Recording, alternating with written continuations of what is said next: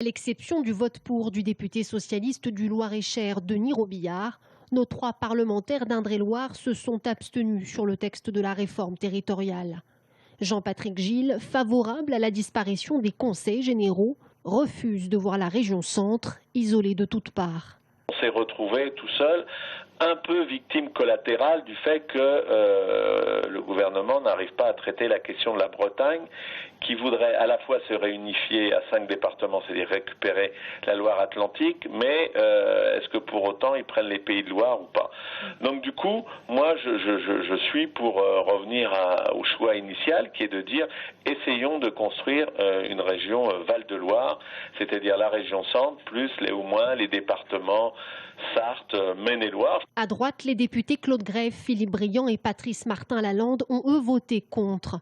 Quant au centriste Maurice Leroy, le président du Conseil général du Loir-et-Cher, s'est abstenu en première lecture. Pour le député socialiste Laurent Baumel, la mobilisation des élus et des électeurs doit se poursuivre en faveur d'un rapprochement avec les Pays de la Loire. Parce que ça reviendra en deuxième lecture à l'Assemblée nationale si, par exemple, cette question du rattachement du centre et des Pays de la Loire devient possible, parce qu'après tout, ça ne modifiera pas le reste de la carte. Donc pourquoi cette avancée ne serait pas possible dans les mois qui viennent? Frédéric Thomas déplorait ce soir un statu quo qui constitue un handicap pour la région centre menacée à l'avenir.